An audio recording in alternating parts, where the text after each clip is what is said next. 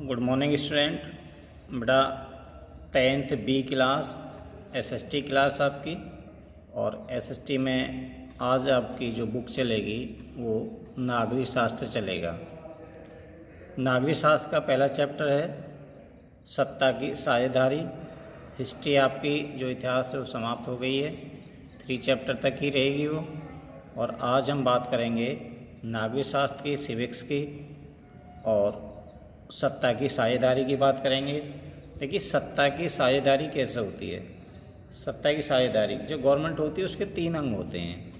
3 अंग कौन कौन से होते हैं? एक तो होती है आपकी विधायिका, एक होती है कार्यपालिका और एक होती है आपकी न्याय व्यवस्था।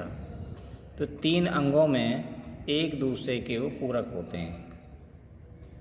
तो ये सत्ता की साझेदारी कैसे चलती है इसके बारे में बात करते हैं। पहला एग्जाम्पल हम लेते हैं बेल्जियम का, और बेल्जियम का एग्जाम्पल लेते हैं, उसके बारे में बात करते हैं।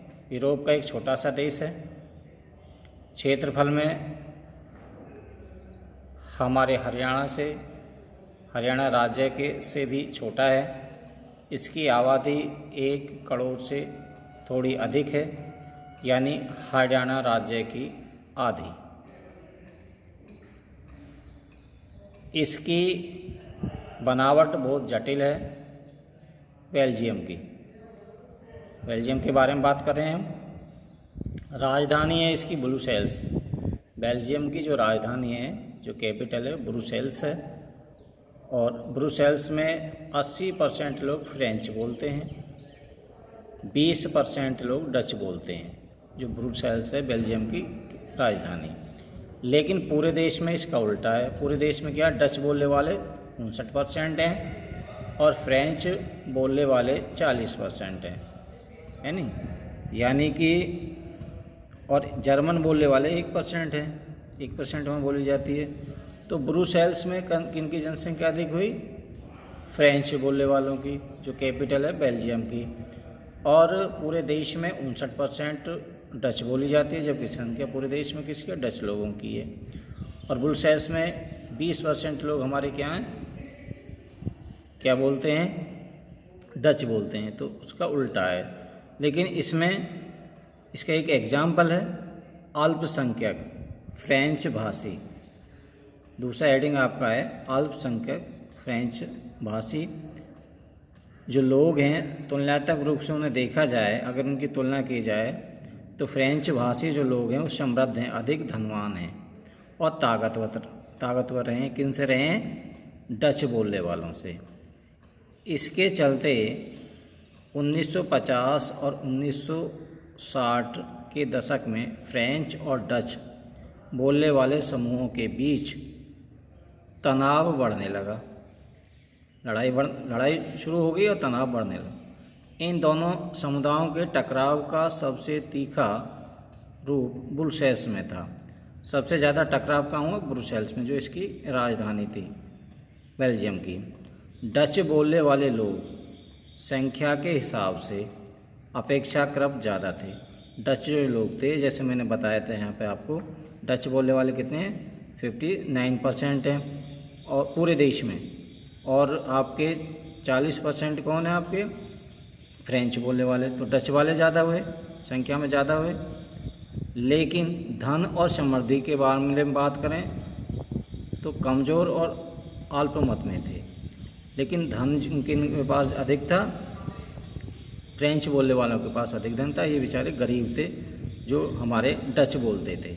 तो दोनों में टकराव हुआ। संख्या उनकी ज़्यादा थी डच की, फ्रेंच बोलने वालों की संख्या कम थी।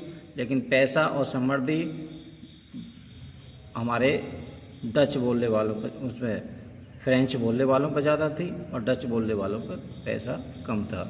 ठीक है, अगला आपका है बेल्जियम की साझेदारी के बारे में बात करते हैं।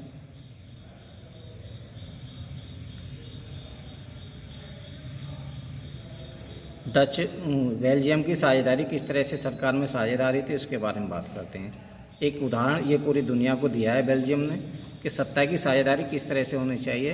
एक मॉडल प्रस्तुत किया है पूरे संसार के लिए बेल्जियम ने। तो उसके बारे में इसलिए एग्जाम्पल में दिया हुआ है आपके चैप्टर में। बेल्जियम के नेताओं ने क्षेत्रीय अंतरों और सांस्कृतिक विविधताओं को स्वीकार किया और सन 1970 से और 1993 के बीच उन्होंने अपने संविधान में 4 संशोधन किए। देश में रहने वाले किसी भी आदमी को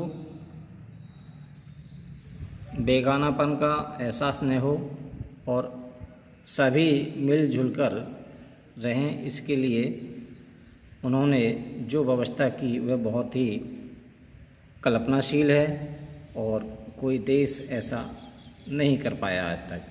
कौन सी कल्पना करी? उन्होंने 4 परिवर्तन किए अपने संविधान में। संविधान में जो परिवर्तन किए उनके बारे में आगे बात करेंगे। क्योंकि उन्होंने अपने सांस्कृतिक विविधता, आपस में लड़ते रहे हम तो उससे देश का नाश होता है, इसलिए उन्होंने कुछ बुद्धिजीवी लोगों ने ऐसे परिवर्तन किए अपने संविधान में और संविधान जो कहलाया उनका परिवर्तन कहलाया बेल्जियम का मॉडल कहलाया। तो इसके बारे में नेक्स्ट वीडियो में बात करेंगे। अभी तक हम यहीं तक बात करते हैं इसकी।